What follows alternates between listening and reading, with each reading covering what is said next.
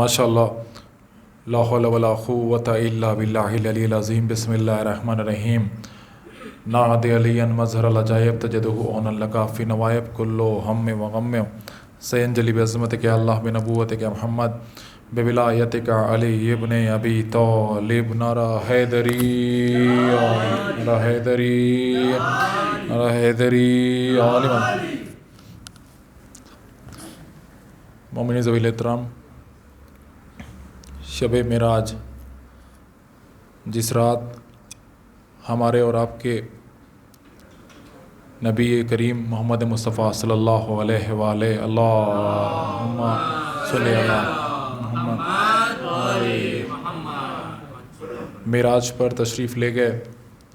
آج کی رات معراج کی رات ہے۔ آج کی رات اس رسول کے بستر کی رات ہے جس بستر سے ہمارا رسول اٹھا اور عرش کی بلندیوں سے جاتا ہوا معراج تک پہنچا۔ سب سے پہلے اس جشن کی مبارکباد آپ سبھی کی خدمت میں پیش کرتا ہوں، اور جشن کی مبارکباد اس جشن کے حقیقی وارث کی بارگاہ میں ایک باواز بلند نعرہ صلوات کے ذریعے پیش کرتے ہیں۔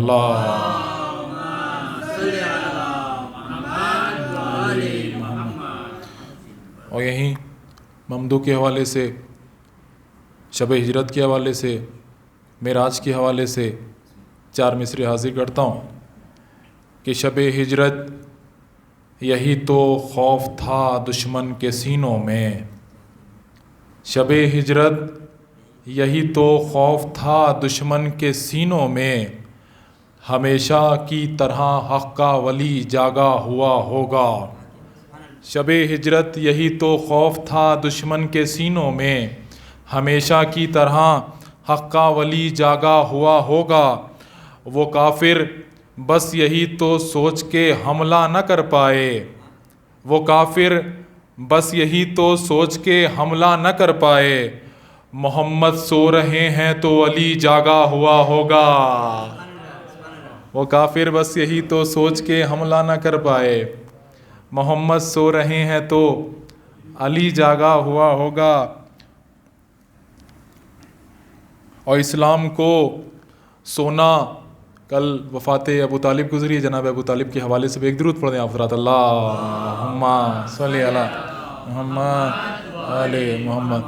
میں حاضر کرتا ہوں کہ اسلام کو سونا جو مقدر سے ملا ہے، اسلام کو سونا جو مقدر سے ملا ہے، ہاں اے شب ہجرت تیرے بستر سے ملا ہے۔ اسلام کو سونا جو مقدر سے ملا ہے، ہاں اے شب ہجرت تیرے بستر سے ملا ہے۔ اور وہ لوگ تجھے کہتے ہیں کافر ابو طالب، وہ لوگ تجھے کہتے ہیں کافر ابو طالب، جن لوگوں کو کلمہ بھی تیرے گھر سے ملا ہے۔ وہ لوگ تجھے کہتے ہیں کافر ابو طالب، جن لوگوں کو کلمہ بھی تیرے گھر سے ملا ہے۔ ایک درود پڑھیں آپ حضرات۔ اللہم صلی علی محمد علی محمد۔ کہ آنکھوں میں میری ایسے سما جائیں محمد، آنکھوں میں میری ایسے سما جائیں محمد، میں بند کروں آنکھیں نظر آئے محمد، آنکھوں میں میری ایسے سما جائے محمد، میں بند کروں آنکھیں نظر آئے محمد۔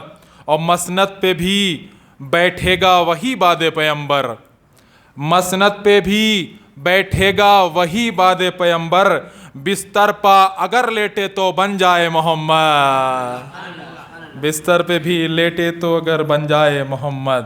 آئیے حضرات، میں گزارش کرتا ہوں برادر عزیز محترم ابراہیم بھائی سے کہ وہ تشریف لائیں اور بارگاہ معراج میں اور آج کی شب کے حوالے سے منظوم نذران عقیدت پیش کریں۔ ایک درود پڑھ دیں آپ حضرات۔ اللہم صلی علی محمد برائے خوشنودی امام زمانہ باواز بلند صلوات۔ اللہم صلی علی محمد وعلی محمد عجل فرجہم۔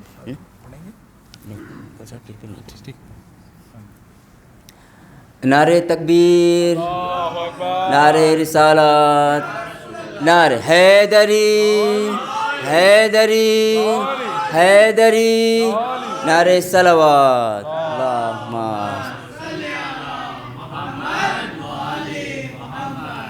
آپ سب کو شب معراج بہت بہت مبارک.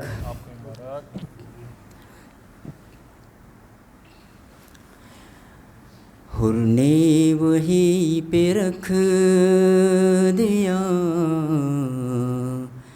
خیمہ سمیٹ کے، حر نے وہی پہ رکھ دیا خیمہ سمیٹ کے،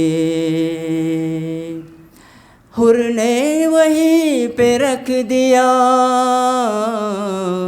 خیمہ سمیٹ کے، دنیا کے منہ پہ مار دی، دنیا پہ منہ پہ مار دی دنیا سمیٹ کے، حر نے وہی پہ رکھ دیا خیمہ سمیٹ کے، حوروں نے اپنے واسطے خیمے بنا لیے، حوروں نے اپنے واسطے خیمے بنا لیے، اکبر تمہاری زلفوں کا، اکبر تمہاری زلفوں کا سایہ سمیٹ کے، حر نے وہی پہ رکھ دیا خیمہ سمیٹ کے، تیرا کرم نماز پہ ہے ورنہ اے حسین، تیرا کرم نماز پہ ہے ورنہ اے حسین، تیرا کرم نماز پہ ہے ورنہ اے حسین، امت نے رکھ دیا تھا، امت نے رکھ دیا تھا مصلی سمیٹ کے، حر نے وہی پہ رکھ دیا خیمہ سمیٹ کے، بیعت کا خط کا شہ نے دیا مختصر جواب، بیعت کا خط کا شہ نے دیا مختصر جواب، لا لکھ دیا حسین نے، لا لکھ دیا حسین نے کلمہ سمیٹ کے، حر نے وہی پہ رکھ دیا خیمہ سمیٹ کے، جی چاہتا ہے فاطمہ زہرا کی قبر پہ، جی چاہتا ہے فاطمہ زہرا کی قبر پہ،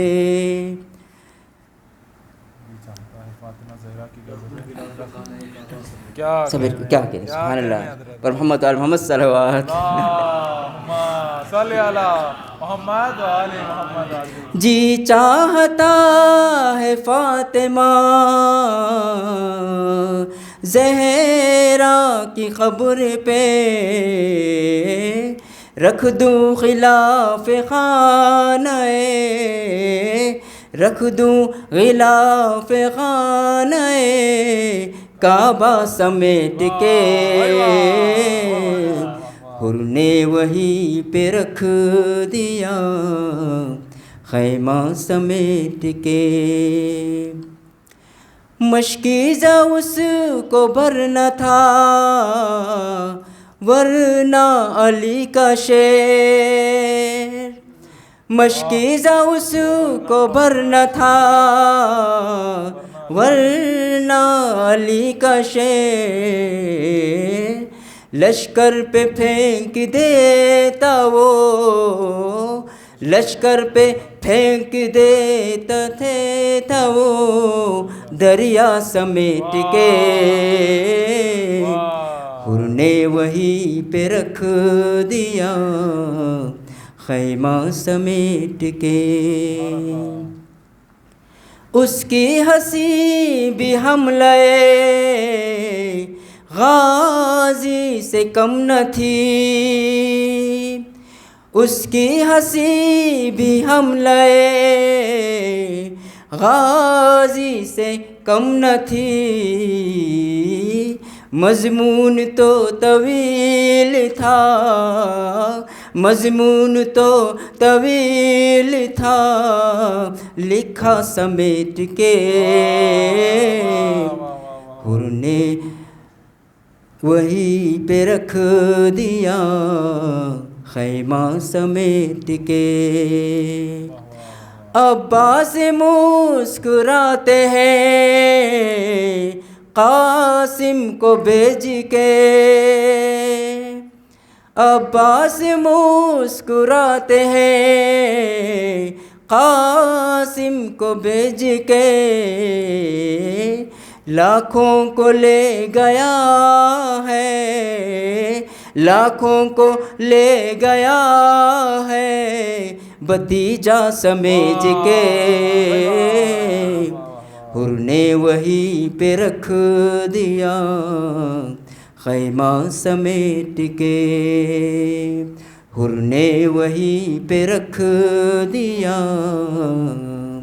خیمہ سمیٹ کے۔ بر محمد وعلی محمد صلوات۔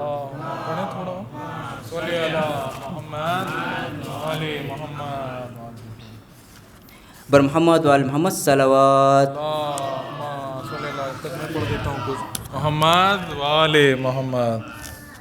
یہ بہترین اشعار ہمارے بھائی سنا رہے ہیں۔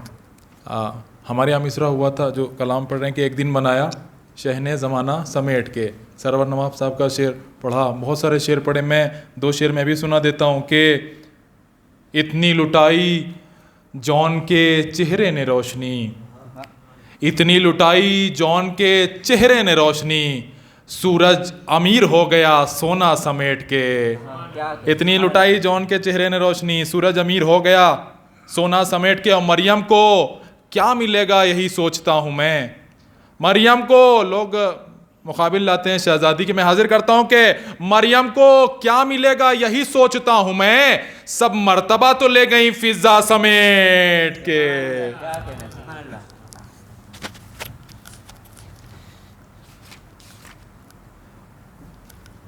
پر محمد وعلی محمد صلوات۔ اللہم صلی علی محمد وعلی وہ نور جس کو شاہ مشرقین کہتے ہیں، وہ نور جس کو شاہ مشرقین کہتے ہیں، اسی کو نور خدا نور عین کہتے ہیں، بکھر گیا جو وہی نور کائنات بنا، بکھر گیا جو وہی نور کائنات بنا،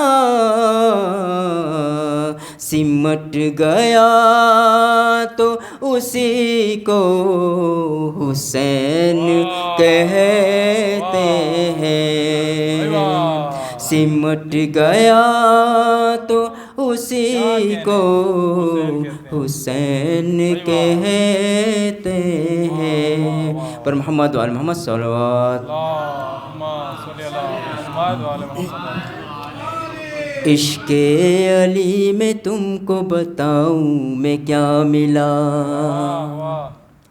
عشق علی میں تم کو بتاؤں میں کیا ملا، عشق علی میں تم کو بتاؤں میں کیا ملا، جنت ملی رسول ملے اور خدا ملا، جنت ملی رسول ملے اور خدا ملا، مجھ کو غم حسین میں راضی خدا ملا، مجھ کو غم حسین میں راضی خدا ملا، مجھ کو غم حسین میں راضی خدا ملا، اے منکر حسین بتا تجھ کو کیا ملا، اے منکر حسین بتا تجھ کو کیا ملا، بر محمد و آل محمد صلوات۔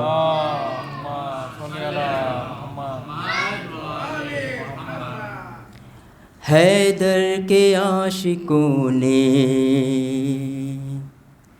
محفل سجا سجا کے،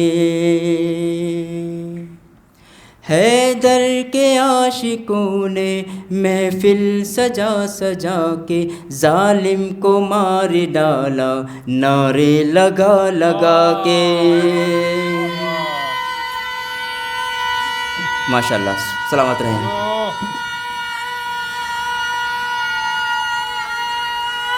حیدری اے فاطمہ کے دل، اے فاطمہ کے دلبر خادم ہوں میں تمہارا، اے فاطمہ کے دلبر خادم ہوں میں تمہارا، جبریل کہہ رہے ہیں جھولا جھولا جھولا کے، بر محمد و آل محمد صلوات۔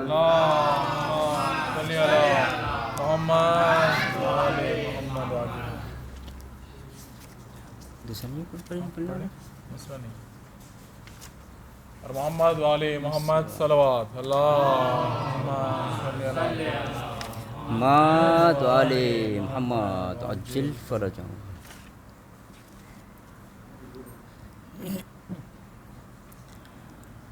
بر محمد والے محمد صلوات۔ اللہم صلی علی محمد والے محمد عجل فرجہم۔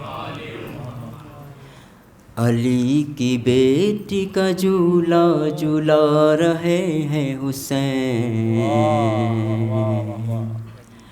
علی کی بیٹی کا جھولا جھولا رہے ہیں حسین، یا ذوالفقار کو لوری سنا رہے ہیں حسین، علی کی بیٹی کا جھولا جھولا رہے ہیں حسین، یا ذوالفقار کو لوری سنا رہے ہیں حسین،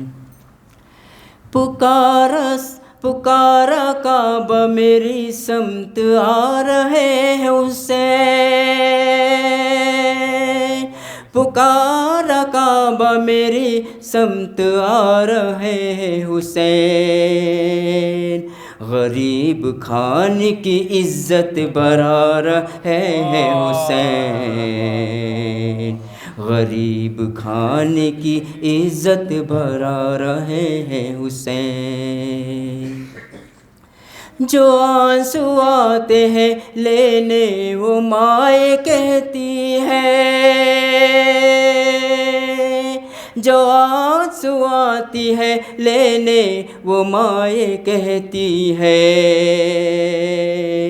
حسین والو ہنسو آج آ رہے ہیں حسین، حسین والو ہنسو آج آ رہے ہیں حسین، فدق تو چھین لیا دم ہے کربلا چھینو، فدق تو چھین لیا دم ہے کربلا چھینو، زمین خرید کے ماں کو دلا رہے ہیں حسین، زمین خرید کے ماں کو دلا رہے ہیں حسین۔ پکارے آنکھوں سے جابر لگا کے کھا کے شفا، پکارے آنکھوں سے جابر لگا کے کھا کے شفا، قسم خدا کی نظر صاف آ رہے ہیں حسین، قسم خدا کی نظر صاف آ رہے ہیں حسین، علی کی بیٹی کا جھولا جھلا رہے ہیں حسین، یا ذوالفقار کو لوری سنا رہے ہیں حسین۔ پر محمد وآل محمد صلوات۔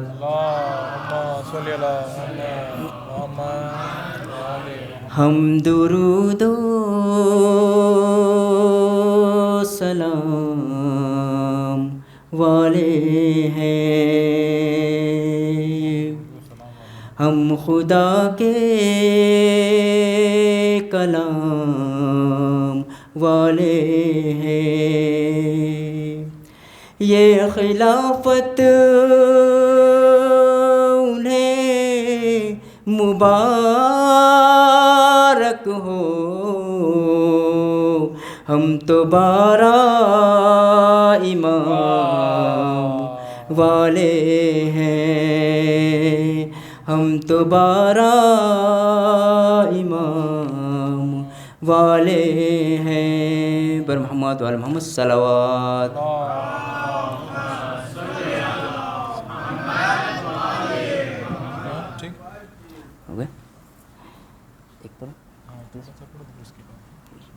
محمد والے محمد صلوات۔ اللہم صلی علی۔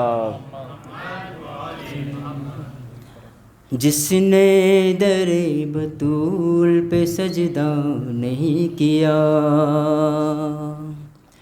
جس نے در بطول پہ سجدہ نہیں کیا،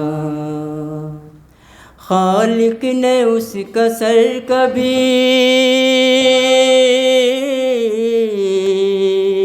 خالق نے اس کا سر کبھی اونچا نہیں کیا، جس نے در بطول پہ سجدہ نہیں کیا، جس نے جھکایا سر در بنت رسول پر، جس بنت رسول پر، جس نے جھکایا سر در بنت رسول پر، بنت رسول پر، اللہ نے کبھی اسے، اللہ نے کبھی اسے رسوا نہیں کیا، جس نے در بطول پہ سجدہ نہیں کیا، جس نے در بطول پہ سجدہ نہیں کیا، کھاتا رہے گا ٹھوکریں اب زندگی تمام، اب زندگی تمام، کھاتا رہے گا ٹھوکریں اب زندگی تمام، اب زندگی تمام، تو نے علی کو چھوڑ کے، تو نے علی کو چھوڑ کے اچھا نہیں کیا، جس نے در بطول پہ سجدہ نہیں کیا، جس نے در بطول پہ سجدہ نہیں کیا۔ نعرہ تکبیر، نعرہ رسالت، نعرہ حیدری، حیدری، حیدری، نعرہ صلوات۔ محمد والے محمد۔ برادر ابراہیم بھائی بارگاہ مولا میں نذرانِ عقیدت پیش کر رہے تھے کہ سرکار مدینہ سے جسے پیار نہیں ہے، سرکار مدینہ سے جسے پیار نہیں ہے، فردوس میں جانے کا وہ حقدار نہیں ہے، سرکار مدینہ سے جسے پیار نہیں ہے، فردوس میں جانے کا وہ حقدار نہیں ہے۔ اور تہذیب سے آؤ یہاں تہذیب سے بیٹھو، تہذیب سے آؤ یہاں تہذیب سے بیٹھو، درگاہ محمد ہے یہ دربار نہیں ہے۔ تہذیب سے آؤ یہاں تہذیب سے بیٹھو، درگاہ محمد ہے یہ دربار نہیں ہے۔ اور یہ کس نے کہہ دیا تم حیدر کرار کو سمجھو، یہ کس نے کہہ دیا تم حیدر کرار کو سمجھو، خدا کی دی ہوئی تلوار کو اور وار کو سمجھو۔ یہ کس نے کہہ دیا تم حیدر کرار کو سمجھو، خدا کی دی ہوئی تلوار کو اور وار کو سمجھو۔ سمجھنا غیر ممکن ہے علی کی ذات کو واعظ، سمجھنا غیر ممکن ہے علی کی ذات کو واعظ، ابھی تم دار کو اور میثم تمار کو سمجھو۔ سمجھنا غیر ممکن ہے علی کی ذات کو واعظ، ابھی تم دار کو اور میثم تمار کو سمجھو۔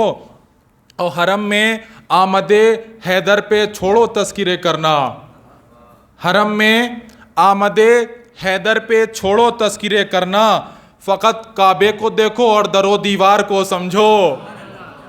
حرم میں آمد حیدر پہ چھوڑو تذکرے کرنا، فقط کعبے کو دیکھو اور در و دیوار کو سمجھو۔ زمین کربلا سے شام تک کانٹوں کو مت دیکھو، زمین کربلا سے شام تک کانٹوں کو مت دیکھو، مقابل دشمنوں کے شیر کی رفتار کو سمجھو، مقابل دشمنوں کے شیر کی رفتار کو سمجھو۔ یہ مت دیکھو کہ زینب کس طرح دربار تک پہنچیں، ایک دو شیر رہ گئے، یہ مت سوچو کہ زینب کس طرح دربار تک پہنچیں، یہ مت دیکھو کہ زینب کس طرح دربار تک پہنچیں، فقط دربار میں اب حیدری للکار کو سمجھو، فقط دربار میں اب حیدری للکار کو سمجھو۔ زمین کربلا حسن علی اکبر کا چہرہ ہے، زمین کربلا حسن علی اکبر کا چہرہ ہے، ابھی یوسف پہ ٹھہرو، ابھی یوسف پہ ٹھہرو، مصر کے بازار کو سمجھو۔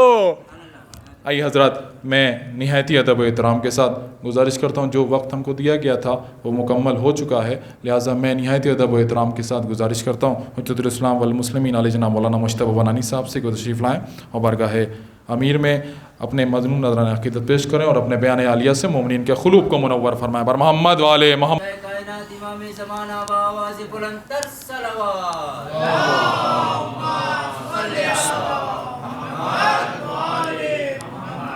محمد وآل محمد صلوات، اللہم صلی علی محمد وآل محمد۔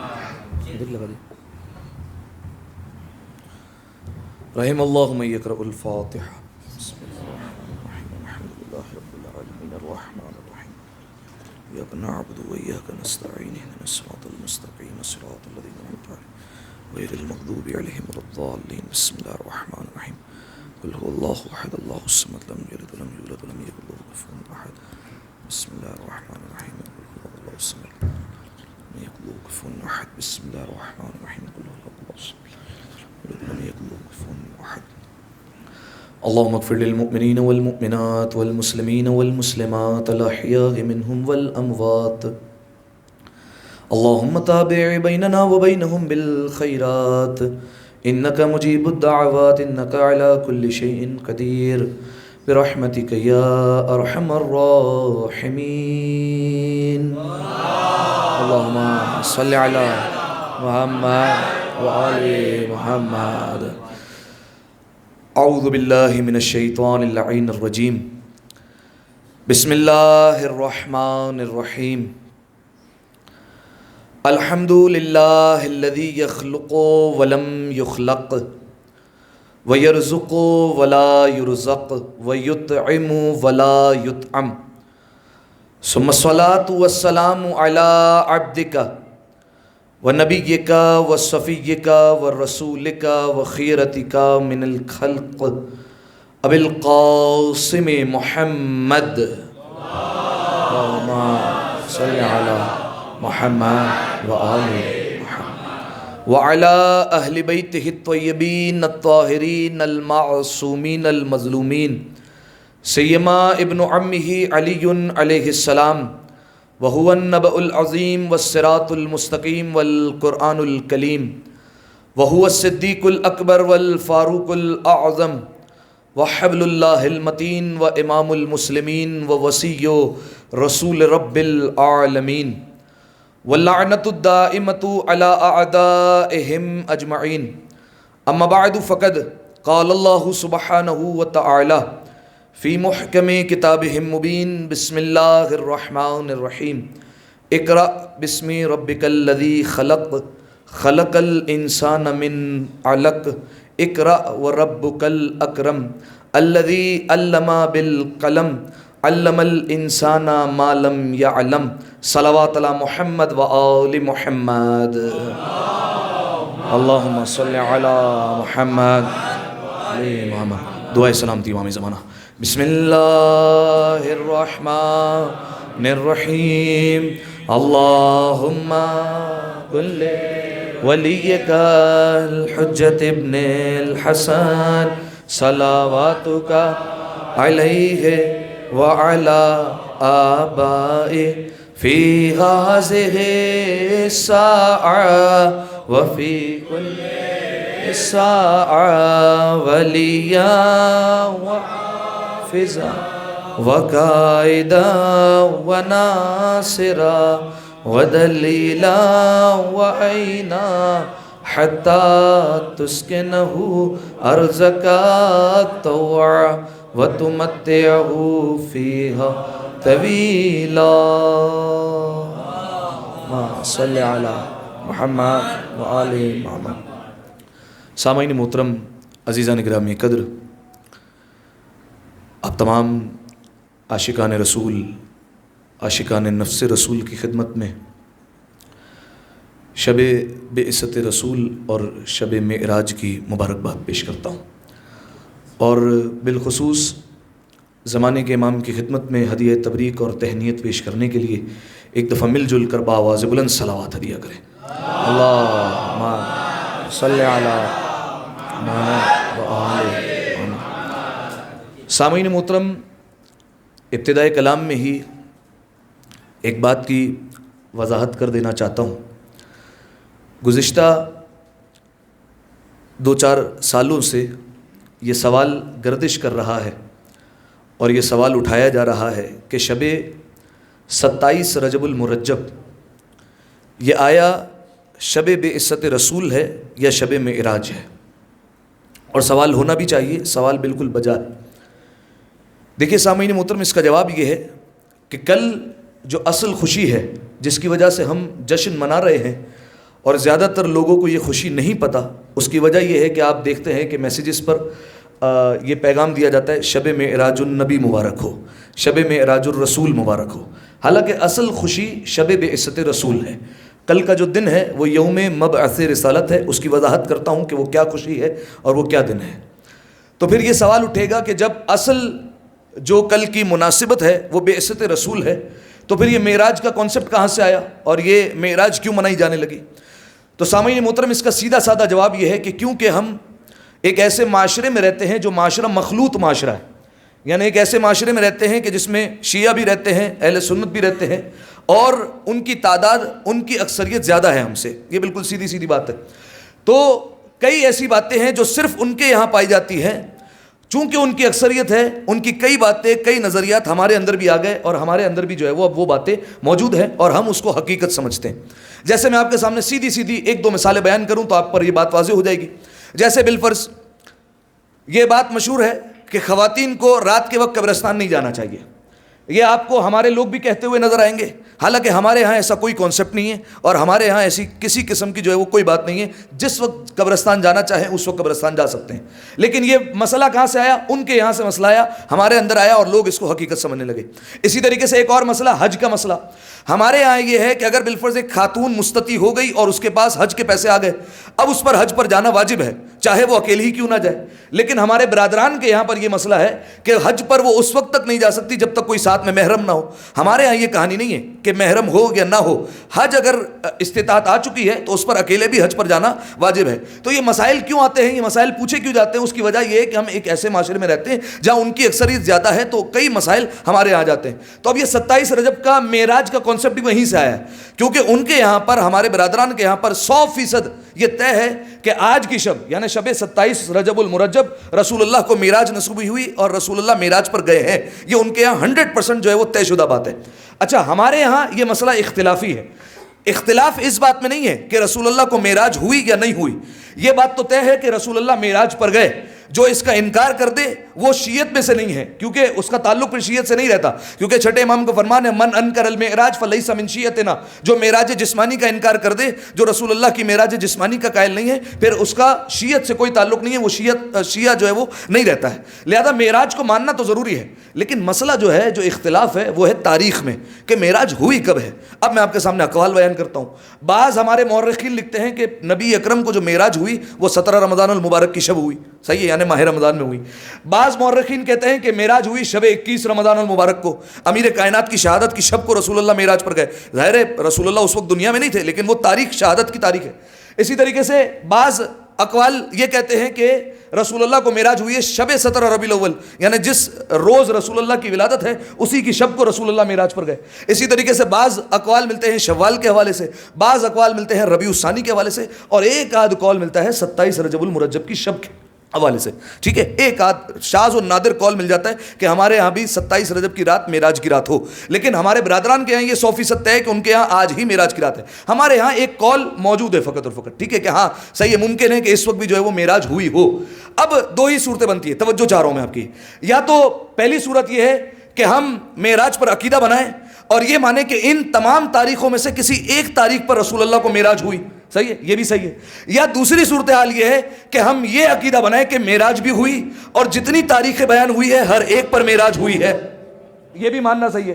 اس کی وجہ یہ ہے کہ میں نے یہ بلا وجہ نہیں کہا, کیونکہ چھٹے امام کا قول ہے کہ رسول اللہ کو جو معراج ہوئی ہے وہ ایک بار نہیں ہوئی, بلکہ رسول اللہ کل 120 مرتبہ معراج پر گئے. کتنی مرتبہ؟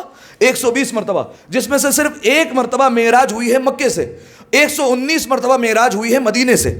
ٹھیک ہے, تو اب آپ اندازہ لگائیے کہ رسول اللہ مدینہ میں کتنا عرصہ رہے. اگر آپ حساب لگائیں گے تو گویا نبی اکرم کو ہر مہینے ایک معراج نصیب ہو رہی ہے. 119 مرتبہ پیغمبر اکرم معراج پر گئے ہیں. ٹھیک ہے, تو اب یہ 27 رجب کے حوالے سے اگر کوئی بالفرض کہہ دیتا ہے شب معراج مبارک ہو تو اس میں کوئی مسئلہ نہیں ہے. ایک آدھ قول موجود ہے کہ شب معراج جو ہے وہ 27 رجب المرجب کو ہے, لیکن حقیقی خوشی جو ہے وہ ہے رسول اللہ کی بعثت کے حوالے سے. ایک دفعہ صلوات پڑھیں مل کر بآواز بلند, اللہم صلی علی محمد.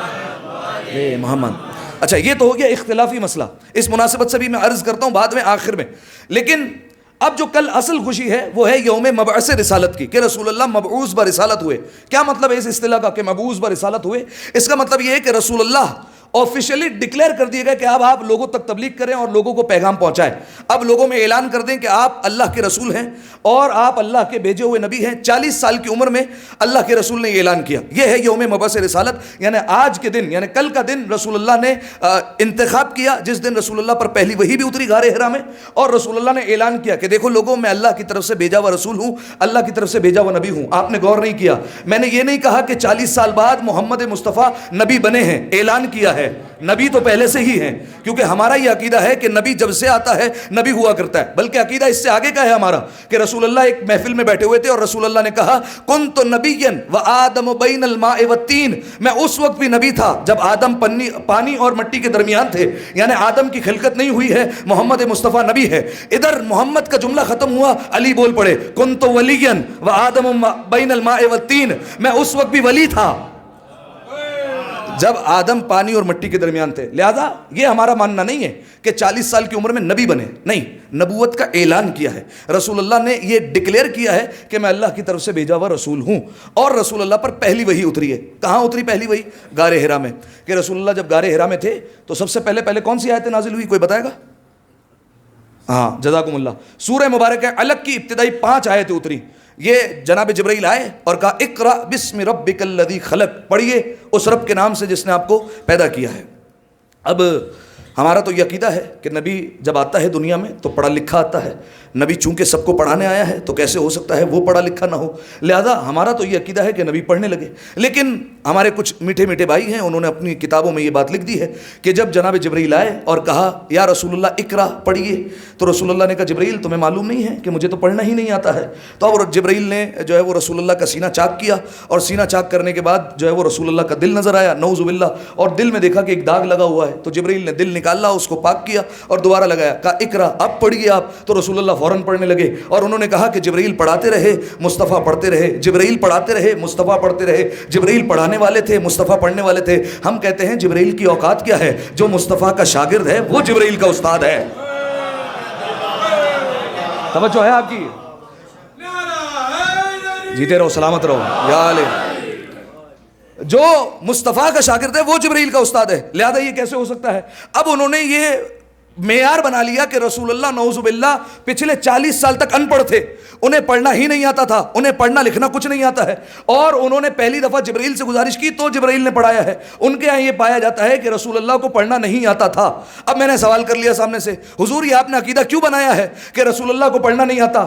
آپ نے یہ اپنی کتابوں میں کیوں لکھا ہوا ہے کہ رسول اللہ پڑھ لکھ نہیں سکتے تھے, ان پڑھ تھے؟ کیوں آپ نے سیاہی سے اپنی کتاب رنگین کر دی کہ رسول اللہ پڑھ لکھ نہیں سکتے تھے؟ کا بات دراصل یہ ہے کہ ہم نے مکہ میں ایک ایک مدرسے میں جا کر, ایک ایک مکتبے میں جا کر, ایک ایک اسکول میں جا کر, ایک ایک تعلیم گاہ میں جا کر یہ دیکھا کہ محمد کا استاد کون ہے. لہذا جب ہمیں محمد کا استاد نہ ملا تو ہم نے کہہ دیا کہ محمد کو پڑھنا لکھنا نہیں آتا تھا. اب سامعین محترم میں ایک مثال دے دیتا ہوں, اگر مثال سے آپ جڑ گئے تو بات میں بات بنے گی اور پھر لطف آئے گا. دیکھیے سامعین محترم میں مثال دیتا ہوں. بالفرض میں یہاں پر بیٹھ کر تقریر کر رہا ہوں, اگر میں تقریر کر کے نیچے اتروں اور ایک حلقہ احباب آ جائے اور کہے قبلہ کیا کہنے, کیا آپ کی تقریر تھی, کیا انداز بیان تھا, کیا خطابت تھی, آپ بہت بہترین تقریر کرتے ہیں, مثال دے رہا ہوں صرف, آپ بہت بہترین تقریر کرتے ہیں, آپ نے کیا فضائل پڑھے ہیں, یہ ساری باتیں کرنے لگے. اس میں سے ایک فرد کھڑا ہو جائے, کہا یہ ساری باتیں تو ٹھیک ہے, انداز بیان بھی اچھا تھا, خطابت بھی اچھی تھی, فضائل بھی اچھے پڑھے ہیں, لیکن بس مسئلہ ایک ہے کہ قبلہ پڑھے لکھے نہیں ہیں.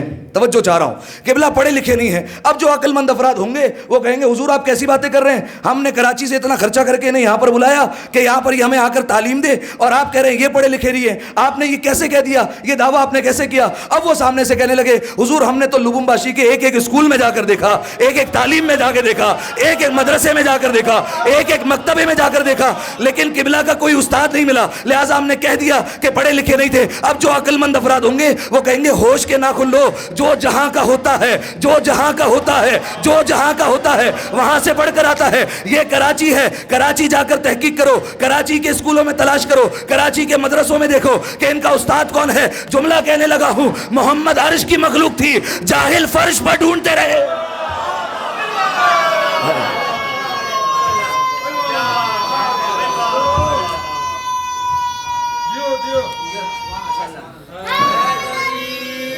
یا علی سلامت رہیے آپ.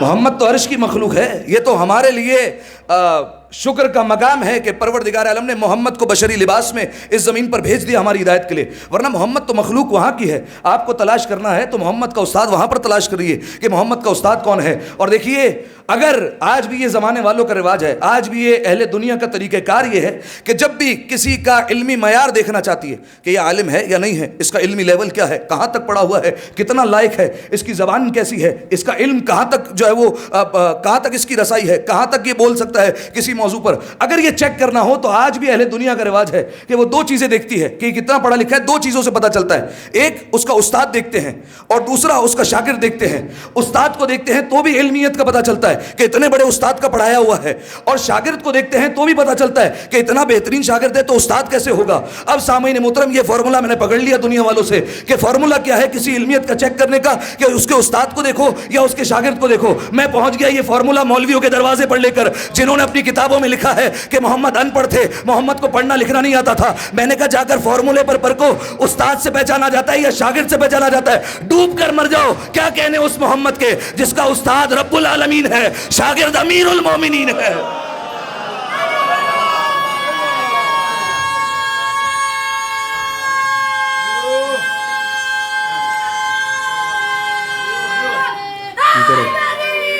یا علی سلامت رہو. تو اب سامعین محترم کہ ہمارا عقیدہ ہے کہ جب سے نبی آتا ہے پروردگار عالم کی بارگاہ سے پڑھا لکھا آتا ہے، جب سے آتا ہے وہ نبوت کے عہدے پر فائز ہوتا ہے. لہذا یہ جو کل کی خوشی ہے یہ ہے مبعوث برسالت کی، یعنی رسول اللہ پہلے نبی تھے لیکن 27 رجب کے دن رسول اللہ نے ڈکلیئر کیا، اعلان کیا کہ دیکھو لوگوں میں اللہ کا بھیجا ہوا رسول ہوں، کلمہ پڑھو، لا الہ الا اللہ کہو گے کامیاب ہو جاؤ گے.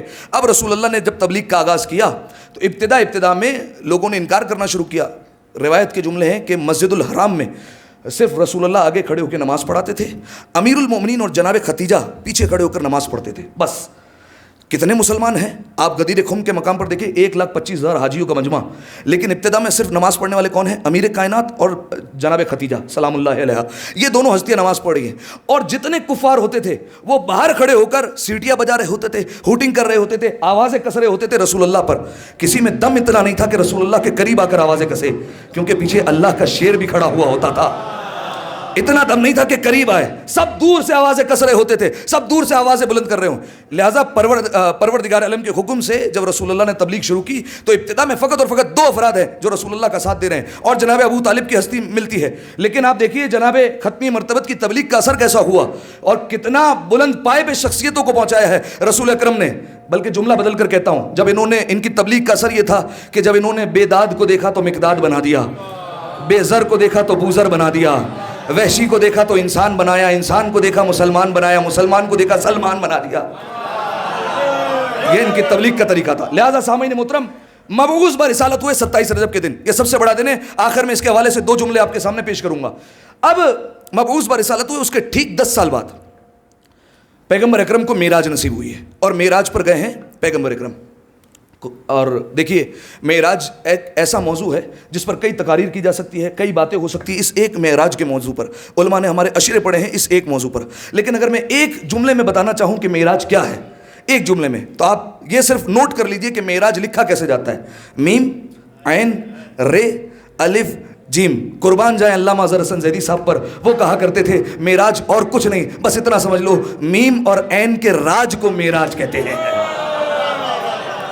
بس اس کے علاوہ کچھ نہیں ہے. میم محمد عین علی، ان دونوں کے راج کو معراج کہا جاتا ہے. بس سامعین محترم، اب اس معراج کا تذکرہ قرآن مجید میں بھی ہے. سورہ بنی اسرائیل پہلی آیت پروردگار عالم ارشاد فرماتا ہے بسم اللہ الرحمن الرحیم سبحان الذی اسری بعبدہ لیلا من المسجد الحرام الی مسجد الاقصی، کہ بابرکت ہے وہ ذات جو راتوں رات اپنے بندے کو لے گیا کہاں؟ مسجد حرام سے مسجد اقصی تک. مسجد اقصی علماء کہتے ہیں کہ آسمانوں پر ایک بنی ہوئی مسجد ہے، وہاں تک رسول اللہ کو معراج نصیب ہوئی، مسجد الحرام سے مسجد الاقصی تک. ٹھیک ہے. اچھا کیا کہا؟ بے عبدہ، اپنے بندے کو لے کر گیا. یاد رکھیے گا یہ جو اعتراض کیا جاتا ہے ہم پر کہ رسول اللہ جسمانی معراج پر نہیں گئے تھے بلکہ روحانی معراج پر گئے تھے، صحیح ہے. ہمارے برادران کا یہی عقیدہ ہے، وہ کہتے ہیں کہ جسم یہی تھا، روح صرف معراج پر گئی ہے. ہم کہتے ہیں اس میں کیا کمال ہے؟ روح تو روزانہ ہم سوتے تو ہماری چلی جاتی ہے معراج پر، کبھی کدھر چلی جاتی ہے کبھی کدھر چلی جاتی ہے، خواب میں تو ہماری بھی روح سفر کرتی رہتی ہے. یہ کمال نہیں ہے. کمال یہ ہے جسم کے ساتھ انسان معراج کرے. اور اس کا جواب علماء نے دیا اس آیت کے ذریعے سے کہ دیکھو اس میں لفظ استعمال ہوا ہے عبد کا، کہ راتوں رات اپنے عبد کو لے کر گیا، بندے کو لے کر گیا. بندہ کسے کہتے ہیں؟ بندہ ایک شخص پر اسی وقت صدق آتا ہے جب اس میں 2 چیزیں ہوں، ایک جسم ہو ایک روح ہو. جب جسم اور روح ملتے ہیں تب بندہ بنتا ہے. اگر خالی روح ہو، آپ نے کبھی کہا ہے، آپ نے یہ کبھی سنا ہے کہ فلاں بندہ مر گیا، اس کا بندہ جو ہے وہ رات بھر بھٹکتا رہتا ہے، صحیح ہے. یہ ہندو کے یہاں جو ہے وہ عقیدہ ہے کہ آتما بھٹکتی ہے. کبھی یہ سنا ہے بندہ بھٹکتا ہے؟ نہیں. کیوں؟ کیونکہ روح بھٹک سکتی ہے لیکن جو ہے وہ بندہ، اچھا ہمارا یہ عقیدہ نہیں ہے، ان کا یہ عقیدہ ہے. بندہ کبھی نہیں کہا جاتا کیونکہ روح اور جسم کو جب ملاتے ہیں تب بندہ بنتا ہے. اور ایک جسم جب مردہ پڑا ہوا ہے، روح نکل گئی، اس کو بھی آپ بندہ نہیں کہتے، اس کو آپ مردہ کہتے ہیں.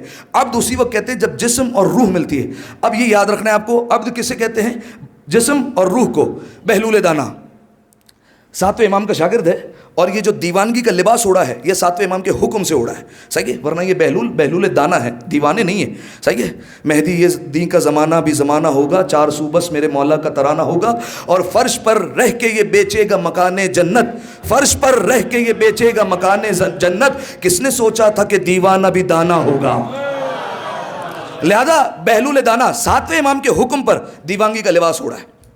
اب یہ بغداد میں رہتے تھے بہلول، اور ہارون رشید کا زمانہ ہے. علماء کی اس وقت ایک کانفرنس ہو رہی ہے اور موضوع ہے معراج، اس پر بات ہو رہی ہے. بہلول کا وہاں سے گزر ہوا، مغرب کا وقت قریب تھا، اذان کا وقت ہونے والا تھا.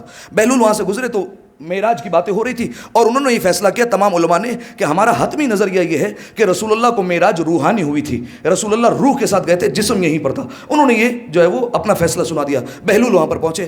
بہلول نے کہا چلو نماز کا وقت ہو گیا ہے, میں نماز پڑھانا چاہتا ہوں. سارے آگے بہلول کے پیچھے. بہلول محراب عبادت میں گئے, یہ جملہ یاد رہنا چاہیے آپ کو. بہلول محراب عبادت میں گئے اور تکبیر کہی. تکبیر کے بعد سورہ مبارک الحمد پڑھی. الحمد کے بعد سورہ بنی اسرائیل پڑھی. اس کی پہلی آیت جو میں نے آپ کے سامنے پڑھی, بہلول نے پڑھی سبحان الذی اسری بروحہ, پاک ہے وہ ذات جو روح کو لے کر گئی. سارے جو پیچھے کھڑے تھے بہلول کو کہنے لگے بے عبدہ, وہ یہ سمجھتے تھے بھول گیا, بے عبدہ. بہلول چونکہ ظاہر میں دیوانگی کا لباس اوڑے ہوئے تھے, مڑ کر حالت نماز میں کہتے ہیں روح کو نہیں لے کر گئے تھے, جب عبد گئے تھے. پروردگار عالم کہہ رہا ہے کہ جو اب گیا تھا روح اور جسم کا مرکب گیا تھا, تو تم کون ہوتے ہو جو کہہ رہے ہو کہ روح گئی تھی فقط اور فقط. لہذا بہلول نے اس واقعے سے ثابت کیا کہ پیغمبر اکرم کی جسم اور روح دونوں معراج پر گئے تھے. اچھا اب سوال, مسجد الحرام سے لے کر گیا. مسجد الحرام کہاں پر ہے؟ کہاں ہے بولیے؟ مکہ میں. مسجد الحرام کا احاطہ جو ہے وہ بہت بڑا ہے. مسجد الحرام میں ایگزیکٹ کہاں سے رسول اللہ کو معراج ہوئی؟ کہاں سے گئے؟ کہاں سے معراج نصیب ہوئی رسول اللہ کو؟ معراج ہوئی ہے خانہ کعبہ کے. اس وقت خانہ کعبہ سے 10 قدم کے فاصلے پر گھر تھا جناب ابو طالب کی بیٹی کا, جن کا نام تھا ام ہانی, امیر المومنین کی بہن ہے. یہاں سے رسول اللہ کے معراج کا سفر شروع ہوا ہے. یعنی پہلی دعوت ہوئی ہے ابو طالب کے گھر میں, معراج کا سفر شروع ہو رہا ہے ابو طالب کے گھر سے. رسول اللہ معراج پر جا رہے ہیں, وہاں پر علی کی باتیں ہو رہی ہیں. یعنی دعوت اول میں ابو طالب کا گھر, معراج کے ابتدا میں ابو طالب کی بیٹی کا گھر, اور آسمان کی انتہا پر ابو طالب کے بیٹے کا تذکرہ. یہ ابو طالب کے کرامتیں ہیں اور ابو طالب کا مقام اور مرتبہ ہے کہ ہر موقع پر جناب ابو طالب کا خانوادہ آگے رہا ہے. یہاں سے رسول اللہ کو معراج ہوئی. اب معراج نکلا ہے عین رے جیم عروج سے, ٹھیک ہے. تو معراج ہوئی تو رسول اللہ ڈائریکٹ آسمانوں پر گئے, سیدھا مسجد الحرام سے اوپر سواری پر بیٹھے اور چلے گئے؟ نہیں. مسجد الحرام سے رسول اللہ کی سواری گئی پہلے مدینہ. مدینہ میں رسول اللہ نے نماز پڑھی. مدینہ کے بعد رسول اللہ کی سواری گئی مسجد کوفہ. مسجد کوفہ میں نماز پڑھی.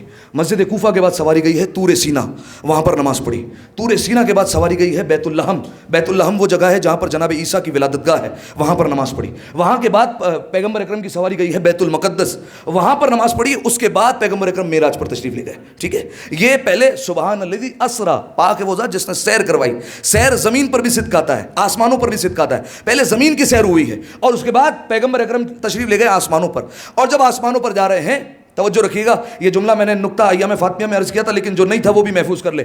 پہلے آسمان پہ کچھ فرشتوں سے ملاقات ہوئی, دوسرے آسمان پر, تیسرے آسمان پر. جب چوتھے آسمان تک سواری پہنچنے لگی تو چوتھے آسمان پر سارے انبیاء بیٹھے ہوئے تھے وہاں پر, اور سارے انبیاء انتظار کر رہے تھے پیغمبر اکرم کا. پروردگار عالم نے سب کو حکم دیا تھا کہ جب میرے حبیب کی سواری یہاں پر پہنچے تو تم اٹھ کر استقبال کرنا. جیسے ہی پیغمبر اکرم وہاں پر پہنچے, ابھی چوتھے آسمان پر قدم رکھا, اور آپ دیکھیے کس شان سے آئے. جس سواری پر ہے وہ بھی نور کی, جو سواری پر موجود ہے وہ بھی نور کا, چہرے پر نقاب ہے وہ بھی نور کی, جس نے سواری کی مہار پکڑی ہے جبریل وہ بھی نور کا, مہار ہے وہ بھی نور کی. اور شاید ہمارے بھائیوں نے اسی لیے نعت لکھی ہے, نور والا آیا ہے, نور لے کر آیا ہے. لہذا پیغمبر اکرم کی سواری پہنچی وہاں پر چوتھے آسمان پر. ابھی ادھر پیغمبر اکرم نے اپنا قدم رکھا, اور جیسے ہی قدم رکھنا تھا آدم نے اپنی مسند چھوڑی, نوح اپنے مقام سے کھڑے ہو گئے, ابراہیم اٹھے, موسیٰ اٹھے, عیسیٰ اٹھے, زکریا اٹھے, یحییٰ اٹھے, یعقوب اٹھے, خضر اٹھے, ادریس اٹھے, الیاس اٹھے, سلیمان اٹھے, لقمان اٹھے. ایک ایک نبی اٹھتا گیا. یہ ہے عرش کا منظر, اور فرش پر منظر یہ ہے کہ مصطفیٰ بیٹھے ہوئے ہیں, اور روایت کے جملے جب بھی فاطمہ آتی پیغمبر اکرم اپنے مقام سے چھوڑ جاتے. یعنی جس کے احترام میں 1.25 لاکھ انبیاء اپنی مسند چھوڑے اسے مصطفیٰ کہتے ہیں, اور جس کے لیے مصطفیٰ مسند چھوڑے اسے فاطمہ کہا جاتا ہے. اللہ اکبر, اللہ اکبر, یا رسول اللہ, یا رسول اللہ, یا علی, اللہم صلی علی محمد و آل محمد. اب سب کے سب اٹھے پیغمبر اکرم کے احترام میں, اور ایک وقت وہ آیا کہ پروردگار عالم کی آواز آئی, اے میرے حبیب ذرا ان تمام نبیوں سے پوچھو کہ پروردگار عالم نے تمہیں نبوت کس بنیاد پر دی ہے. یہ جو ہر نبی یہاں پر بیٹھا ہوا ہے اسے نبوت کس بنیاد پر ملی ہے, کیوں اسے نبوت کا عہدہ ملا, پوچھو میرے حبیب. پیغمبر اکرم نے سوال کیا, اے میرے بھائیوں, اے اللہ کے منتخب بندو, اللہ نے تمہیں یہ نبوت کا عہدہ کیوں دیا؟ اب انہوں نے جواب کیا دیا؟ کہا اللہ نے ہمیں یہ نبوت کا عہدہ 3 باتوں کے اقرار پر دیا ہے۔ کہا وہ 3 باتیں کون سی ہے؟ کہا جب ہم نے اللہ کی وحدانیت کا اقرار کیا، جب ہم نے آپ کی نبوت کا اقرار کیا، اور جب ہم نے آپ کے بھائی علی کی ولایت کا اقرار کیا تو اللہ نے نبوت کا عہدہ اپنایا، اللہ نے ہمیں نبوت کے عہدے سے نواز دیا۔ سامعین محترم، آپ نے غور نہیں کیا، نبیوں نے یہ نہیں کہا کہ ہمیں ان 3 باتوں کے ایمان پر دیا، نبیوں نے کہا اقرار پر دیا۔ ایمان دل میں ہوتا ہے، اقرار زبان سے ہوتا ہے، یعنی جب انہوں نے وحدانیت کا اقرار کیا ہوگا تو کہا ہوگا لا الہ الا اللہ، جب انہوں نے محمد کی نبوت کا اقرار کیا ہوگا تو کہا ہوگا محمد رسول اللہ، اور جب علی کی ولایت کا اقرار کیا ہوگا تو کہا ہوگا نا علی ولی اللہ، پڑھا ہوگا نبیوں نے۔ لہذا اب زمانہ ہم سے یہ سوال نہ کرے کہ آپ نے کلمہ بڑھا کیوں دیا، ہم سوال کریں گے آپ نے گھٹا کیوں دیا۔ یہ کلمہ تو ہمیں معراج سے حاصل ہوا ہے۔ اب سامعین محترم، جب ایک وقت آیا کہ روایت کے مطابق جناب جبرائیل نے آزان دی، ایک روایت کے مطابق جناب عیسیٰ آگے بڑھے، ایک روایت کے مطابق جناب داؤد آگے بڑھے، خیر روایتوں میں اختلاف ہے۔ آزان دی گئی، اور آزان دینے کے بعد اب نماز کا وقت آیا تو سارے نبیوں نے سفارش کی کہ حضور آپ آگے بڑھیے اور آپ نماز پڑھائیے۔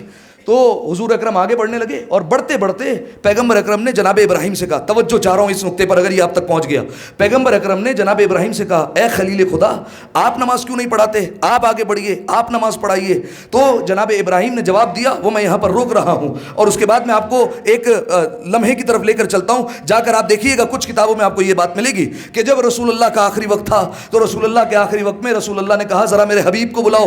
حبیب سے مراد ہماری کتابوں امیر المومنین ہے، لیکن رسول اللہ کی کوئی زوجہ تھی، وہ دوڑ دوڑ کر گئی اور انہوں نے اپنے ابا جان کو بلایا اور لے کر آئے رسول اللہ کی خدمت میں۔ رسول اللہ نے کہا دیکھو میں بڑا بیمار ہوں، میرے اس وقت پیروں میں جان نہیں ہے، میں نماز کھڑے ہو کر پڑھا نہیں سکتا ہوں، لہٰذا آپ محراب میں آگے بڑھیے، آپ نماز پڑھائیے، میں آپ کے پیچھے نماز پڑھتا ہوں۔ لہٰذا انہوں نے یہ فضیلت میں فلاں کی لکھ دیا کہ ان کی فضیلت ہے کہ وہ آگے نماز پڑھا رہے تھے، رسول اللہ پیچھے نماز پڑھ رہے تھے، وہ آگے کھڑے ہو کر نماز پڑھا رہے تھے، رسول اللہ پیچھے بیٹھ کر نماز پڑھ رہے تھے۔ میں نے کہا مجھے اختلاف نہیں ہے، لیکن مجھے ایک بات کا جواب دے دو، ہم اس بات کو نہیں مان سکتے، ہمارا وہی جواب ہے جو ابراہیم خلیل خدا کا جواب ہوگا۔ جب پیغمبر اکرم نے آسمانوں پر ابراہیم خلیل خدا سے کہا کہ آپ آگے بڑھیے، آپ نماز کیوں نہیں پڑھاتے، ابراہیم نے کہا یا رسول اللہ میں آگے نہیں بڑھ سکتا، اگر آپ سے آگے بڑھ گیا تو میرا ایمان چلا جائے گا، آپ سے آگے بڑھ گیا تو ایمان چلا جائے گا۔ میں ایک جملہ کہتا ہوں، ذرا میری نبی کی عظمتوں کو سلام کرو۔ میرا نبی جب کسی خلیل کے پیچھے نماز نہیں پڑھتا تو کسی ذلیل کے پیچھے کیسے نماز؟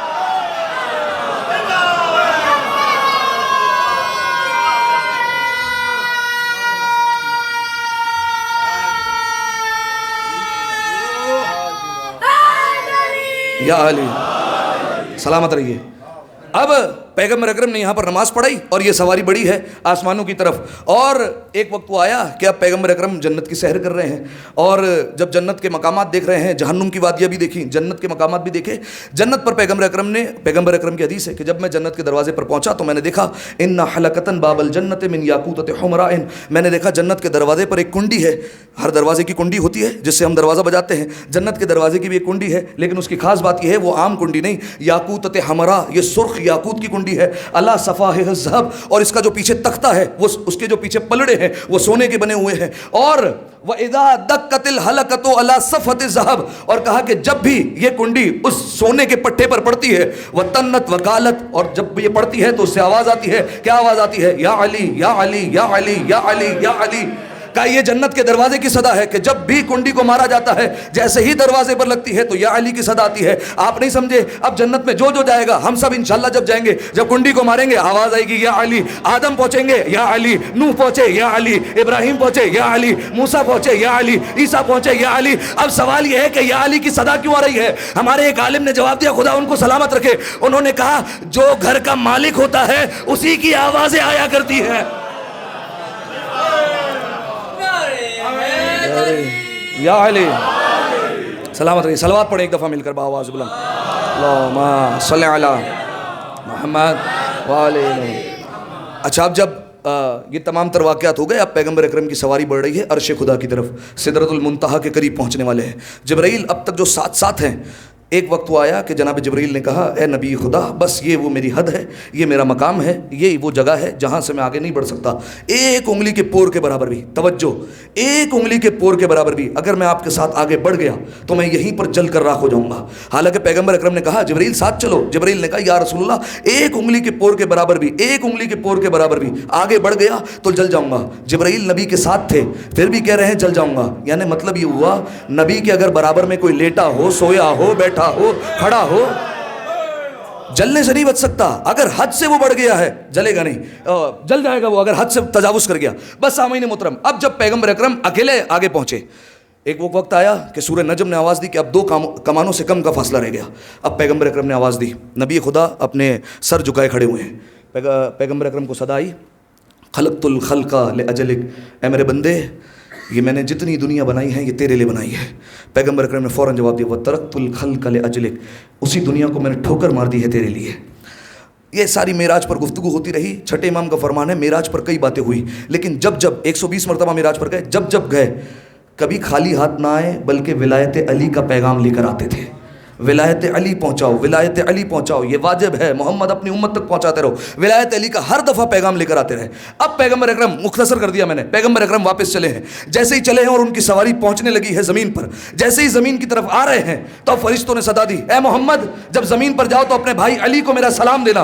ادھر فرشتوں نے یہ بات تمام کی, وحدت خدا سے آواز آئی, پردہ کبریائی سے آواز آئی, اے محمد اپنے بھائی کو میرا بھی سلام دے دینا. اب زمانہ فیصلہ کرے, علی کو رضی اللہ کہنا چاہیے یا علیہ السلام کہنا چاہیے, فیصلہ زمانہ خود کرے. بس سامعین محترم, اب پیغمبر اکرم زمین پر پہنچے اور پیغمبر اکرم نے معراج کا تذکرہ کیا. جیسے ہی معراج کے واقعات بتائے, کچھ VIP لوگ تھے جن کو یقین نہیں آ رہا تھا کہ کیسے ہو سکتا ہے پیغمبر اکرم معراج پر چلے گئے, کیسے ہو سکتا ہے. کچھ لوگوں نے سوال کر لیا, بے ای لغت مخاطبوں کا, اے نبی خدا ذرا آپ یہ بتائیے کہ آپ سے پروردگار عالم نے کس لہجے میں بات کی, کس لہجے میں وہ آپ سے کلام کر رہا تھا. تو فوراً فرمایا باللغت علی ابن ابی طالب, پروردگار عالم مجھ سے میرے بھائی علی کے لہجے میں بات کر رہا تھا. جب میں آسمان پر گیا, میں نگاہ جھکا کر کھڑا تھا, پروردگار عالم نے علی کے لہجے میں کلام کیا. تو میں نے فوراً کہا ہے میرے مالک یہ تو بول رہا ہے یا علی بول رہا ہے. کہا ہے محمد یہ میں بول رہا ہوں, لیکن جب ہم نے تمہارے دل میں جھانک کر دیکھا تو تمہارے دل میں سب سے محبوب علی کو پایا, لہٰذا میں نے سوچا تم سے علی کے لہجے میں بات کی جائے.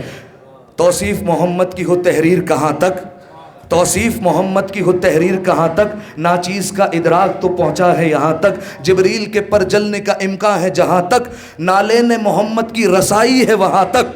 توجہ, توصیف محمد کی ہو تحریر کہاں تک, ناچیز کا ادراک تو پہنچا ہے یہاں تک, جبریل کے پر جلنے کا امکان ہے جہاں تک, نالین محمد کی رسائی ہے وہاں تک. اب اس سے جو آگے ہے وہ پردے میں نہا ہے, اب اس سے جو آگے ہے وہ پردے میں نیا ہے. حیدر کا جو لہجہ ہے تو خالق کی زبان ہے.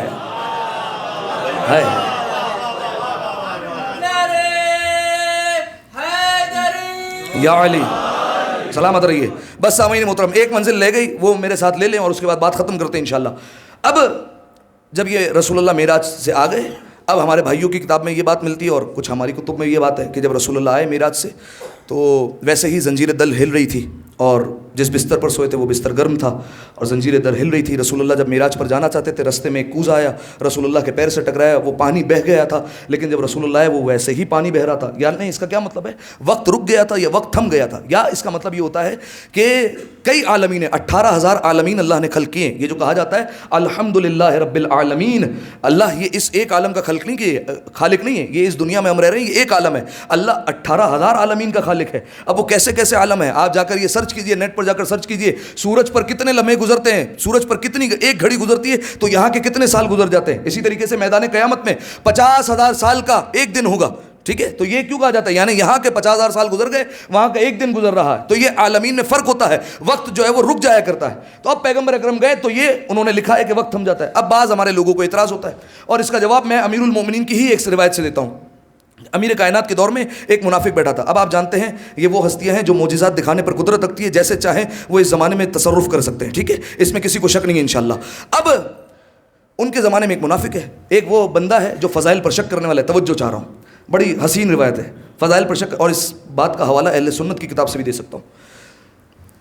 فضائل پر شک کرنے والا بندہ, وہ اپنے جو ہے وہ امیر المومنین کی مسجد میں آیا اور دیکھا کہ امیر کائنات ممبر پر بیٹھے ہیں. ممبر پر وہ بیٹھ کر خطاب کر رہے ہیں جس کے لیے ممبر بنا ہے, وہ ممبر پر بیٹھا ہے, اور امیر کائنات خطاب کر رہے ہیں, اور بات نکل آئی معراج پر. جب معراج پر گفتگو ہوئی تو امیر المومنین نے یہ بتایا کہ اس طریقے سے وقت رک گیا, اور پیغمبر اکرم جو ہے وہ عالمین کی سیر کر کے آ گئے, لیکن جو ہے وہ اس طریقے سے وقت رکا ہوا تھا. تو اب جو ہے وہ ایک شخص جو تھا, جو منافق تھا, اس کے دل میں شک آیا. اس نے کہا یہ کیا علی بڑی بڑی باتیں کرتے رہتے ہیں, یہ علی نے کیسی باتیں لگائی ہوئی ہیں, اور وہ مسجد سے نکل گیا. امیر کائنات نے اس کو دیکھ لیا. علی وہ ہے جو دل کے حالوں کو جانتا ہے, جو ہونے کو ہونے سے پہلے جان لے اسے علی کہا جاتا ہے. لہٰذا امیر المومنین نے دیکھ لیا. اب امیر المومنین جانتے تھے اسے زبان سے سمجھایا جائے تو یہ سمجھے گا نہیں, لہٰذا کوئی ایسی ترکیب اپنانے پڑے گی کہ اس کو سمجھ آ جائے. اب یہ شخص گیا اپنے گھر پر اور بڑبڑاتا ہوا جا رہا ہے اور یہ کہتا ہوا جا رہا ہے کیا علی نے بڑی بڑی باتیں لگائی ہوئی ہیں کہ ان کا بھائی جو ہے وہ معراج سے واپس بھی آ گیا اور زنجیر دل ہل رہی تھی, بستر گرم تھا, کوزے سے پانی بہہ رہا تھا, یہ کیا بڑی بڑی باتیں لگائی ہے. گھر میں داخل ہوا, چہرے پر عجیب آثار تھے. جو اس کی زوجہ تھی وہ اس وقت مچھلی صاف کر رہی تھی, ٹھیک ہے.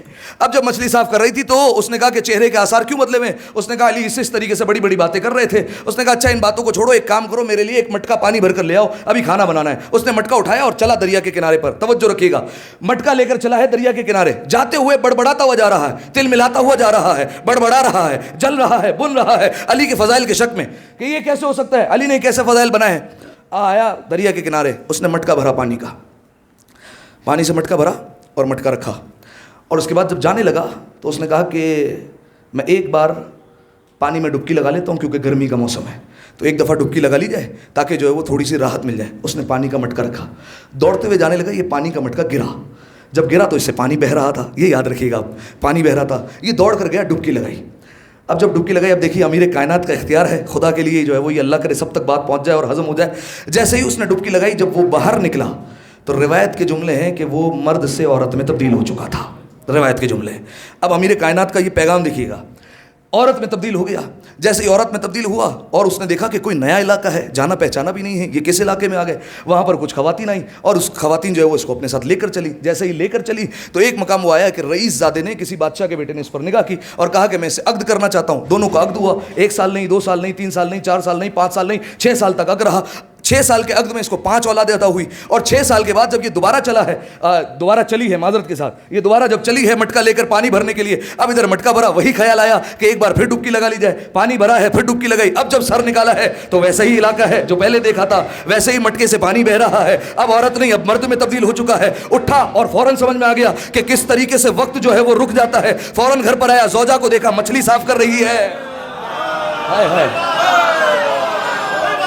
زوجہ کو دیکھا مچھلی صاف کر رہی ہے. زوجہ سے حیران ہو کر پوچھتا ہے مجھے کتنا عرصہ ہوا, کیا بات ہے, ابھی تو گئے تھے اور فوراً پلٹ کر آئے ہو. امیر کائنات کا معجزہ سمجھ میں آیا. فوراً مسجد کوفہ میں آیا. علی کے پیروں پر, آخری جملہ ہے, علی کے پیروں پر ہاتھ رکھا, ہاتھوں کو جوڑ کر کہتا ہے اے محمد کے بھائی, اے محمد کے چچا زاد, مجھے آپ کی فضیلت سمجھ میں آ گئی. میں سمجھ گیا یہ عالمین کا چکر ہے, وقت کہیں پر رک جاتا ہے, کہیں پر بڑھ جاتا ہے, کہیں وقت کی رفتار بڑھ جاتی ہے. اب مجھے سمجھ میں آ گیا ہے, میں نے معجزہ مان لیا. امام نے کہا مان تو لیا لیکن 5 بچوں کے بعد مانا ہے.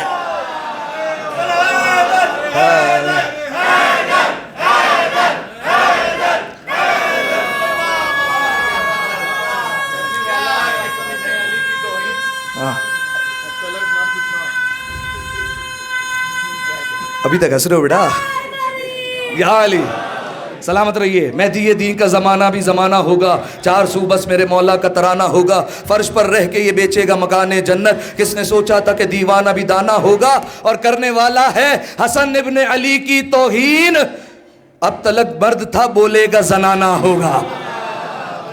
یہ اہل بیت علیہ السلام کا اختیار ہے, جب چاہیں کسی چیز کی جنس تبدیل کر دیں. ڈھیر واقعات کے لگے میں. خیر یہ حوالہ لکھ لیں اگر جو ہے وہ کسی کے ذہن میں سوال ہے. حوالہ دیکھ رہا ہوں اہل سنت کی کتاب سے, مناقب مرتضوی, اس کا ترجمہ ہو گیا, کوکب دری کے نام سے کتاب ہے, اس میں جا کر دیکھیں گے آپ کو یہ روایت انشاءاللہ مل جائے گی. اب آئیے 2 جملے سن لیجئے. کل کا دن 27 رجب کا دن انتہائی اہمیت کا حامل ہے, بلکہ پہلے رات کے بارے میں سنیے. یہ رات بھی انتہائی فضیلت کی حامل ہے اور 9 امام کا فرمان ہے. مولا نے فرمایا کہ سب سے افضل دن, یاد رکھیے گا, عید غدیر ہم سب سے بڑی عید مانتے ہیں. عید غدیر سے بھی بڑی عید ہے کل کا دن, ٹھیک ہے. کیوں؟ عید غدیر میں ہم کہتے ہیں من کنت مولا فہذا علی مولا. یہ خوشی جو ہے نا وہ فہذا علی مولا کی غدیر والے دن. لیکن کل جو خوشی ہے وہ من کنت مولا کی خوشی ہے. پہلے من کنت مولا ہوگا, پھر فہذا علی مولا ہوگا, ٹھیک ہے. تو علماء نے بیان فرمایا کہ عید غدیر سے بڑی خوشی ہے کل 27 رجب کا دن. اور امام خمینی کے استاد فرمایا کرتے تھے کہ اگر کل کوئی ایسا بندہ ہو جو خوشی نہ منا سکے, جس کے دل میں خوشی نہ ہو کہ 27 رجب معمولی دن ہے, تو فرمایا وہ سمجھ لے کہ دنیا میں غرق ہو چکا ہے, اب اس کا دنیا میں کوئی کام نہیں ہے. اسے چاہیے کہ اپنے دل کی اصلاح کرے, اب اسے چاہیے کہ اپنے دل کو متوجہ کرے, دنیا کو چھوڑے اور اہل بیت علیہ السلام کی طرف اپنے قدم بڑھائے تاکہ اس کا دل میں نور بھر جائے, ٹھیک ہے. اب یہ 9 امام کا فرمان ہے. مولا نے فرمایا کہ کل کا دن اتنا بہتر ہے کہ سورج جن جن چیزوں پر چمک پھینکتا ہے ان تمام چیزوں سے یہ دن بہتر ہے. اب آپ بتائیے کوئی چیز ایسی ہے جس پر سورج کی روشنی نہ جاتی ہو؟ یعنی مولا کہنے چاہ رہے ہیں ہر ایک چیز سے کل کا دن بہتر ہے. اور امام نے پھر بیان فرمایا کہ آج کی رات یعنی جو شب مبعث رسول ہے اس کی ایک نماز ہے, اور وہ نماز ہے 12 رکعت. اور 12 رکعت میں گزارش کروں گا کہ آپ لازمی جو ہے وہ اس کو ادا کریں, معصوم کی تاکید ہے. 12 رکعت نماز 2 رکعت کر کے پڑھنی ہے فجر کی طرح. اور اس کا طریقہ کار بھی مختلف نہیں ہے. الحمد کے بعد آپ کی مرضی ہے جو سورہ پڑھیں, سورہ محمد سے لے کر سورہ ناس تک آپ کی مرضی, ان میں سے کسی ایک سورہ کا انتخاب کریں, وہ سورہ پڑھ لیں. یعنی بالکل فجر کی طرح نماز پڑھیں, چاہے سورہ کوثر پڑھیں, چاہے سورہ اخلاص پڑھیں, چاہے سورہ فلق پڑھیں, جو پڑھنا ہے آپ کی مرضی ہے. ٹھیک ہے, یہ 12 رکعت نماز ہوگی, 2 کر کے پڑھی جائے گی, 6 نمازیں ہو جائیں گی فجر کی طرح. نماز تمام کرنے کے بعد 7 مرتبہ سورہ الحمد, اور پھر 7 مرتبہ 4 کل پڑھنے, سورہ اخلاص, سورہ فلق, سورہ ناس, سورہ کافرون. اس کے بعد 7 مرتبہ سورہ قدر اور 7 مرتبہ آیت الکرسی پڑھنی ہے. ایک چھوٹی سی دعا ہے, گروپ میں جو ہے وہ جو میسج آیا اس میں جو ہے وہ دعا میں نے لکھ دی ہے رومن انگلش میں. اگر کوئی چاہے تو ڈیوائن پلز یا مفاتیح الجنان جیسی کتابوں کی طرف رجوع کرے, اس میں جو ہے وہ آپ کو یہ دعا مختصر مل جائے گی, اس کی تلاوت کرے. اس کے بعد نوے امام کہہ رہے ہیں جس کا لقب ہی جواد ہے. جواد کہتے ہی اس کو ہے جو مانگنے سے پہلے عطا کیا کرتا ہے. وہ ضمانت دے رہا ہے, وہ کہہ رہا ہے جو دعا مانگو گے پروردگار عالم اپنی بارگاہ میں اس کو قبول کرے گا. ٹھیک ہے, تو یہ کوشش کریں لازمی جو ہے آدھی رات سے پہلے, لیکن آدھی رات کا اب آپ جو ہے وہ حساب لگا لیں کہ مغرب ہمارے یہاں کتنے بجے ہو رہی ہے اور فجر کتنے بجے ہو رہی ہے, اس کا جو درمیان کا ٹائم ہے, مڈ ٹائم جو ہے, اس پر جو ہے وہ یہ آدھی رات کا ہوگا وقت. اس سے پہلے آپ نے جو ہے وہ اس نماز کو ادا کر لینا ہے کوشش کر کے. ٹھیک ہے. اچھا, اس کے علاوہ جو ہے وہ کل کا دن بڑا اہم دن ہے. نوے امام سے ہی پوچھا گیا تھا کہ مولا کل کے دن جو ہے وہ کون سے عمل کیا جائے, تو مولا نے 2 چیزیں بتائی. فرمایا ایک, کل کثرت سے محمد والے محمد پر درود بھیجو. ایک صلوات پڑھ دیں ایک دفعہ, اللہم صلی علی محمد والے محمد. اور اگلی بات تھوڑی سی مشکل ہے, وہ ہے روزہ رکھنا. ٹھیک ہے, یہ کل کا عمل ہے روزہ رکھنا. اور کل کا روزہ ویسے تو دیکھیے پورے سال جو مکروہ روزے آپ ہٹا دیجئے اور حرام روزے ہٹا دیجئے, اس کے علاوہ پورے سال کے روزے اور واجب ماہ رمضان ہٹا دیں, اس کے علاوہ پورے سال کے روزہ رکھنا مستحب ہے. لیکن 4 سال کے بڑے روزے ہیں جس پر روزہ رکھنے کی بہت زیادہ تاکید ہے. ٹھیک ہے, وہ کون کون سے دن ہیں؟ 18 ذی الحجہ یعنی عید غدیر, 25 ذی القعدہ عید دہو الارض جس دن زمین کو بچھایا گیا, اور 17 ربیع الاول رسول اللہ اور امام صادق کی ولادت, اور 27 رجب. صحیح ہے, یہ کل کا دن انتہائی اہم ہے. اور کل کا اگر کوئی روزہ رکھ لے تو روایت کے جملے ہیں کہ اس کا ایک روزہ رکھنا گویا 70 سال کے روزوں کے برابر ہے, ایک روزہ رکھنا. ٹھیک ہے, ہاں البتہ جس کا قضا روزہ ہو ماہ رمضان کا, تو پہلے وہ قضا کی نیت کرے گا اور ساتھ میں ارادہ کرے گا کہ اگر میرا یہ قضا روزہ نہ ہوتا تو میں مستحب بھی رکھتا, تو پروردگار عالم اس کو انشاءاللہ دونوں کا ثواب عطا کر دے گا. ٹھیک ہے.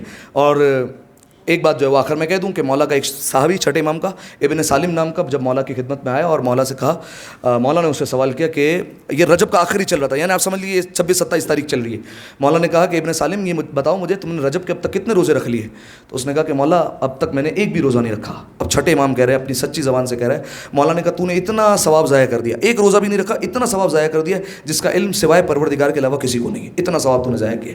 اس کے بعد اس نے کہا مولا یہ آخری کے دن ہے, یہ میں روزہ رکھ لوں؟ امام نے کہا رکھ لو. پھر امام نے فرمایا جو آخری کا ایک دن روزہ رکھ لے تو پروردگار عالم اس کو موت کی سختی سے نجات دے گا, جو آخر کے 2 روزے رکھ لے تو اللہ قیامت کے دن اس کو پل صراط سے تیزی سے گزار دے گا, اور جو 3 روزے رکھ لے آخر کے ماہ رجب کے تو پروردگار عالم اس کو جہنم سے نجات دے گا. آئیے پروردگار عالم کی بارگاہ میں دعا کرتے ہیں, میرے مالک تجھے ماہ رجب کا واسطہ ہے, میرے مالک 27 رجب یوم مبعث رسالت کا واسطہ ہے, شب معراج کا واسطہ ہے, میرے مالک ہماری اس عبادت کو اپنی بارگاہ میں قبول فرما. جتنے مومنین تشریف فرمائے میرے مالک جو حاجات دل میں لے کر بیٹھے ہیں, میرے مالک تمام کی حاجات کو اپنی بارگاہ میں قبول فرما. تمام مومنین کے رزق میں مزید برکت اور وسعت ہدایت فرما. میرے مالک جنت البقیع کی تعمیر کے اسباب جلد از جلد مہیا فرما. تمام مقامات مقدسہ کی حفاظت فرما, تمام مقامات مقدسہ کی زیارت نصیب فرما. زمانے کے امام کے ظہور میں تعجیل فرما, ہمیں ان کے اعوان و انصار میں شمار فرما. ان تمام دعاؤں کی قبولیت کے لیے, اپنی صحت و سلامتی کے لیے, تمام مومنین کی صحت و سلامتی کے لیے, ماہ رجب کے جتنے دن رہ گئے, کل کے دن کی, ماہ شعبان اور ماہ رمضان کی تمام برکتیں, رحمتیں, مغفرتیں سمیٹنے کے لیے 3 دفعہ مل کر بآواز بلند صلوات عطیہ کریں.